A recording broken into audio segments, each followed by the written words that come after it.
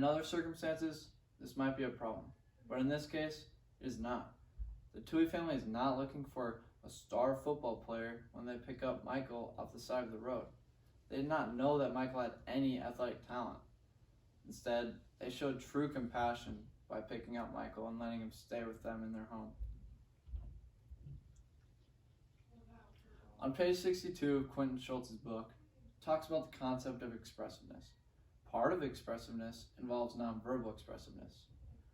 On page 63, nonverbal delivery is said to involve actions like gestures, smiles, eye contact, etc. All expressions show the viewer emotion. For example, on Michael's first day at Wingate Christian High School, he looks at the name of the school on an arch and makes a facial expression that gives the viewers the idea that he's ready for a new start. But when he's in the classroom, he's very shy, not saying anything, and not doing the survey on his desk.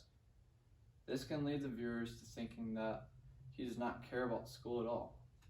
However, we would learn that that is not true throughout the movie. There are many significant points in this movie of where nonverbal expressiveness is shown. When Mrs. Tui asks Big Mike if he has a place to sleep at night, he puts his head down and nods his head yes. But as a viewer, this is a sign that he is not showing confidence, which could lead to him lying. Turns out he was, but Mrs. Tui gave her husband an expression that told him that they were taking Big Mike home. According to TheGuardian.com, Mrs. Tui wins over the audience with her strangely humorous glazed expression. She used the expression throughout the movie whenever Michael would make a good play in one of his football games. Her eyes would be wide open and her jaw would be dropped. The expression shows the viewers that she is in shock or surprised at what she is witnessing. Probably the most memorable scene in this movie is when Michael Orr is blocking a player and pushes him down the whole field and eventually pushes him over the wall.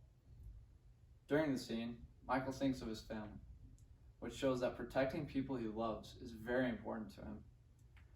SJ shows nonverbal expressiveness whenever Michael is playing football. SJ might not tell Michael that he is proud of him, but we can recognize that SJ is proud because he is always filming his games with his camera. He even submitted a tape to Division I college football coaches to start getting Michael recognition. He treats him like his big brother.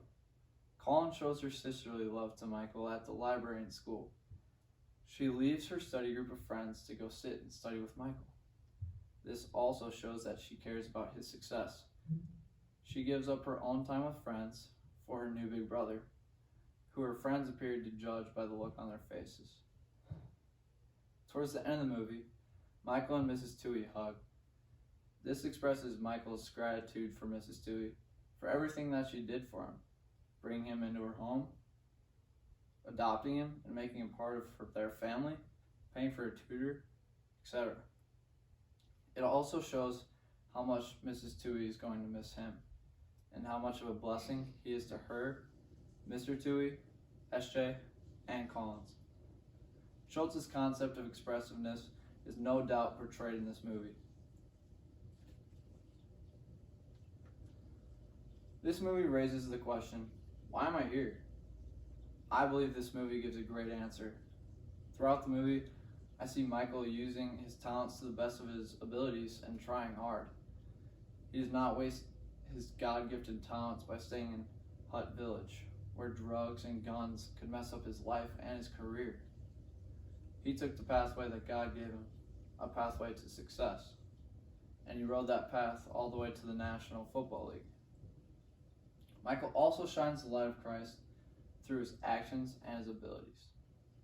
Throughout the movie, he's respectful, talented, loving, and most of all, caring. Through our experience with God, the question is answered simply. Our purpose is to live for God and be His servants. We try to use our God-given talents to the best of our abilities, just like Michael. Our faith tradition answers this question by saying that our purpose is to spread the word to those who do not know it, and to spread the good news of Jesus Christ.